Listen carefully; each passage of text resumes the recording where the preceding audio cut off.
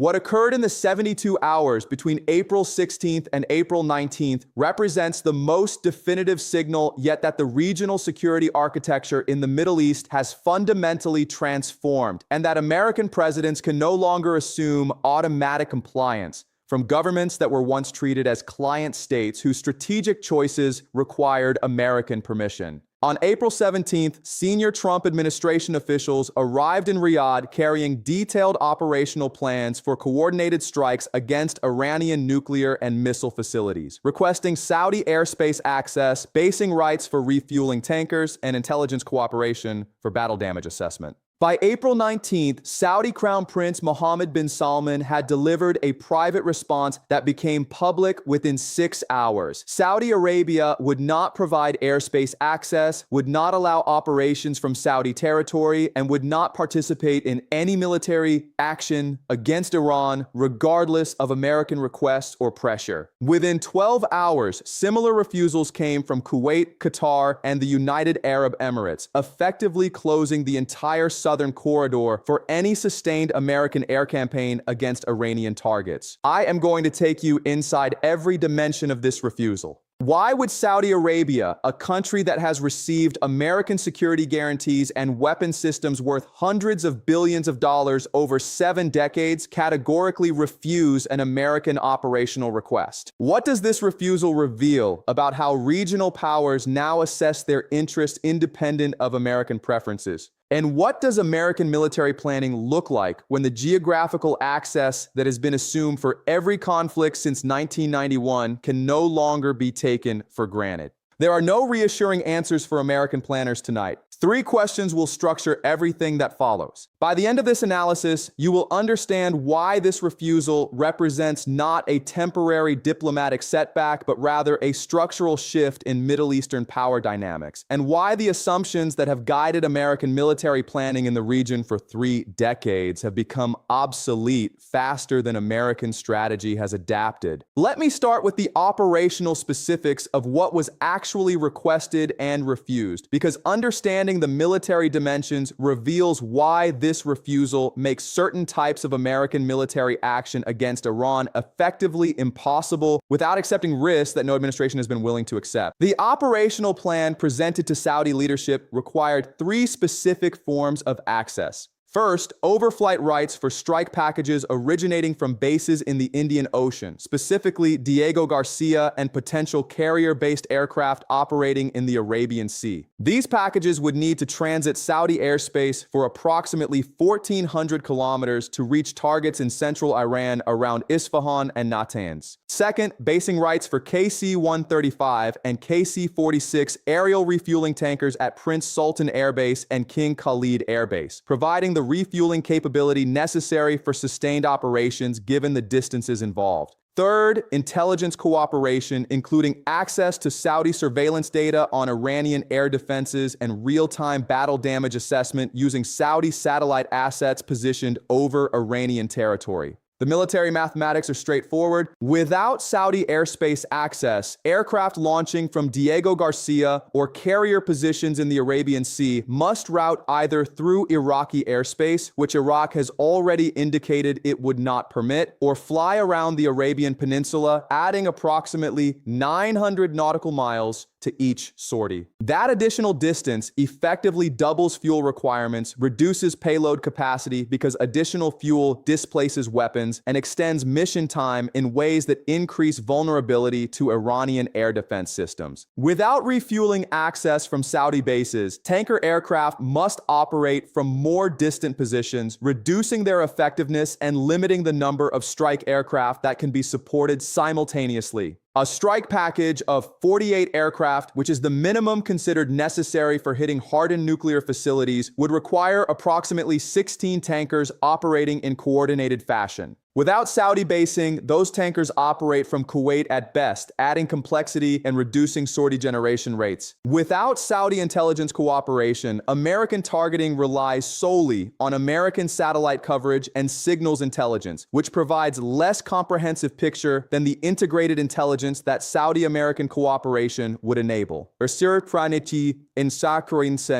The The Saudis have invested heavily in surveillance infrastructure specifically covering Iran, and their geographic position provides coverage angles that American satellites cannot match. The cumulative effect of these refusals is that sustained air operations against Iranian nuclear facilities become operationally marginal. You can conduct limited strikes, but you cannot conduct the kind of sustained campaign that would be necessary to eliminate Iranian nuclear capability rather than merely delay it. And limited strikes that delay rather than eliminate carry the worst possible cost-benefit ratio. You accept all the risks of Iranian retaliation and regional escalation while achieving minimal strategic effect. American military planners presented these operational realities to Saudi leadership, explaining that without Saudi cooperation, military options against Iran become significantly constrained. The Saudi response, according to sources familiar with the meetings, was that constraining American military options against Iran serves Saudi interests more effectively than facilitating those options. Think about what that response reveals. Saudi Arabia is explicitly stating that they prefer a situation where America cannot easily attack Iran. This is a complete inversion of the relationship that existed from 1980 until approximately 2022, when Saudi Arabia actively encouraged American military action against Iran and offered to facilitate any operations America chose to conduct. The numbers reinforce how dramatic this shift is. Since 1991, America has conducted military operations in the Middle East, assuming automatic access to Saudi airspace and basing. The Gulf War involved 544,000 American troops with significant numbers based in Saudi Arabia. The Iraq War in 2003 saw extensive use of Saudi airspace and intelligence cooperation. The assumption of access has been so fundamental to American military planning that contingency plans for Iran have always included Saudi cooperation as a baseline assumption rather than a variable requiring negotiation. That assumption is now invalid, which means every operational plan built on that assumption requires fundamental revision. And revising operational plans to account for denied access means accepting either reduced capability or increased risk, neither of which improves the viability of military options that were already extremely risky, even with optimal access. This brings me to the central question: why would Saudi Arabia, after 7 decades of military partnership with America, make the strategic choice to refuse cooperation on what Trump administration officials characterized as a vital American national security requirement? Here is what you need to understand. Saudi Arabia has concluded that their security interests are better served by maintaining functional relationship with Iran than by participating in American military operations against Iran. And this conclusion is based on cold strategic calculation rather than ideological sympathy or anti-American sentiment. The Saudi strategic assessment rests on 4 foundational judgments that represent complete departure from previous Saudi strategic thinking. First judgment: American security guarantees are not reliable over the timeframes that matter for Saudi planning. America withdrew from Afghanistan, proving that even 20-year commitments can be abandoned when domestic political costs become too high. America failed to respond decisively when Iranian-linked forces attacked Saudi oil facilities at Abqaiq in 2019, demonstrating that even attacks on critical infrastructure do not automatically trigger American military response. America has progressively reduced military presence in the region, while China has increased economic engagement. The pattern tells Saudi planners that America is retrenching from the Middle East regardless of what temporary administrations promise. Second judgment: Iran cannot be militarily defeated or collapsed through external pressure. Saudi Arabia spent 7 years and over $100 billion attempting to defeat Iranian-backed Houthis in Yemen with unlimited access to American weapons and intelligence support. So, they failed. That failure taught Saudi leadership that Iranian resistance networks, once established, are extraordinarily difficult to defeat even with massive resource advantages. If Iranian proxies in Yemen cannot be defeated, the idea that Iran itself can be militarily subdued is fantasy. Third judgment: regional stability requires accommodation with Iran rather than perpetual confrontation. Saudi Arabia shares the Persian Gulf with Iran. They cannot relocate their country away from Iranian missile and drone range. Therefore, they need a modus vivendi with Iran that reduces threat levels regardless of what American policy prefers. The Saudi-Iran agreement brokered by China in 2023 created framework for this accommodation. Participating in American strikes against Iran would destroy that framework and return Saudi Arabia to threat environment they have worked 3 years to escape. Fourth judgment, economic future requires Chinese engagement, and that engagement is incompatible with serving as forward base for American military operations against Chinese partners. China is Saudi Arabia's largest oil customer, purchasing approximately 1.7 million barrels per day. China has invested over $50 billion in Saudi infrastructure projects. China provides technology access, including 5G networks, artificial intelligence systems, and renewable energy infrastructure. Allowing American military operations from Saudi territory against Iran, a Chinese strategic partner, would jeopardize this economic relationship that is more important to Saudi future prosperity than American military partnership. These four judgments combine to produce strategic conclusion that is rational from Saudi perspective, even though it contradicts 7 decades of Saudi-American security cooperation. The accommodation with Iran reduces immediate security threats. The economic partnership with China provides development capital and technology access. The reduced dependence on American security guarantees provides strategic autonomy. The refusal to participate in American military adventures reduces risk of retaliation and regional instability. From the American perspective, this Saudi calculation represents catastrophic erosion of alliance structure that has anchored American Middle East policy since Franklin Roosevelt met Ibn Saud in 1945.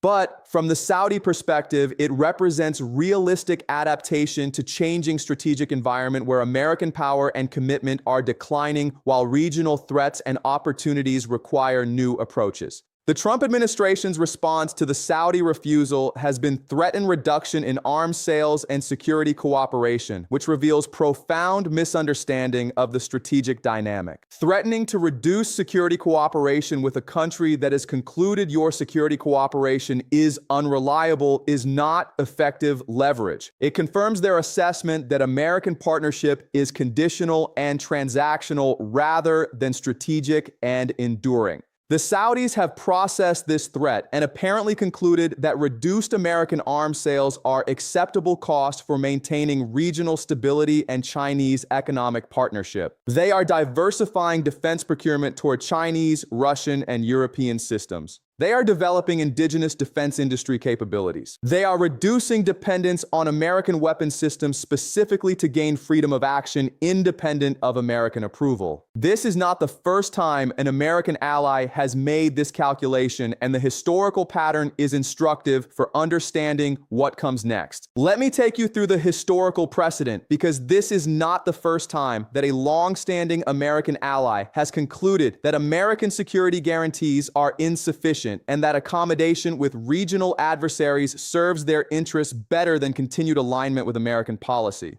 The Philippines in 1992 provides the template. The Philippines had hosted major American military bases since the Spanish-American War. Clark Air Base and Subic Bay Naval Base were critical infrastructure for American power projection in the Pacific. Then, in 1992, the Philippine Senate voted to terminate the bases agreement and required American withdrawal. The decision was driven by multiple factors. Philippine nationalism objected to foreign military presence. Volcanic eruption at Mount Pinatubo damaged Clark Air Base. But the strategic calculation was that American military presence made the Philippines a target without providing sufficient security benefits to justify that risk. The Philippines decided they were safer without American bases than with them. After American withdrawal, the Philippines attempted to manage regional security independently, eventually discovering that Chinese pressure in the South China Sea required external balancing. They reinvited American military cooperation, but on much more limited basis than the previous basing arrangements.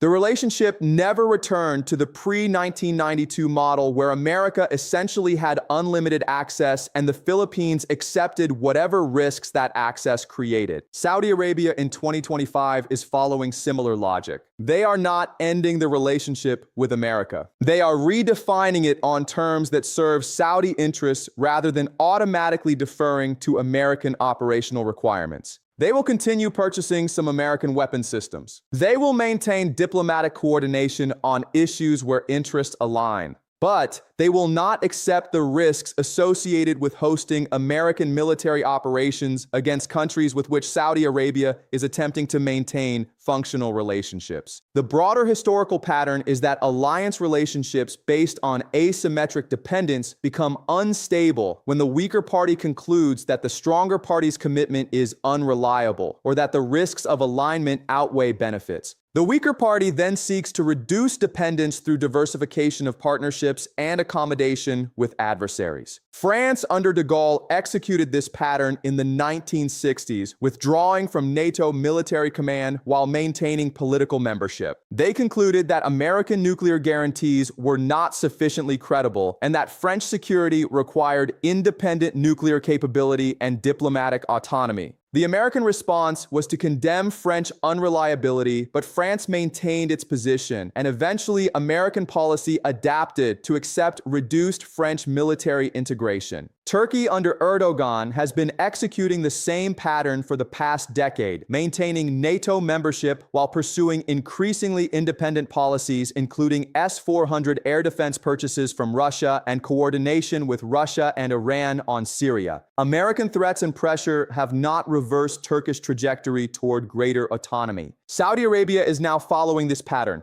The difference is that Saudi Arabia is more central to American Middle East strategy than France was to Cold War European strategy or Turkey is to current NATO posture. Saudi refusal to provide airspace access for Iran operations is not a peripheral issue. It is structural constraint that fundamentally limits American military options. The historical lesson is that once allies begin asserting strategic autonomy through refusal of operational cooperation, the relationship enters new phase where the formerly dominant party must either accept reduced influence or attempt coercion that usually accelerates the erosion it was meant to prevent. And American policy appears to be choosing coercion through arms sale threats, which will likely accelerate Saudi diversification rather than restore compliance. Now, let me walk through the scenario pathways for how this situation develops over the next 12 to 36 months, because there are multiple trajectories and each has distinct implications for American strategy and regional stability. Scenario 1, American acceptance and adaptation.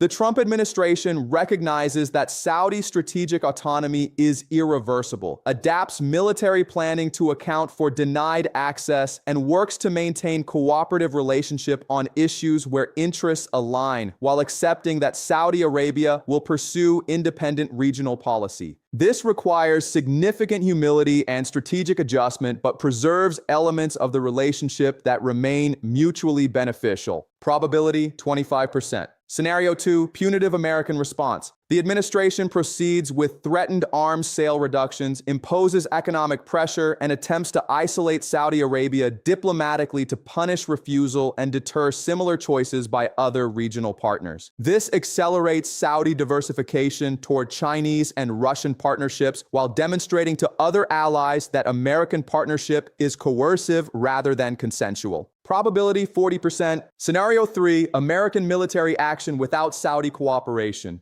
The administration proceeds with strikes against Iran using more limited operational approaches that do not require Saudi airspace, accepting increased risk and reduced effectiveness. This demonstrates American willingness to act independently, but potentially produces military failure that further undermines deterrence.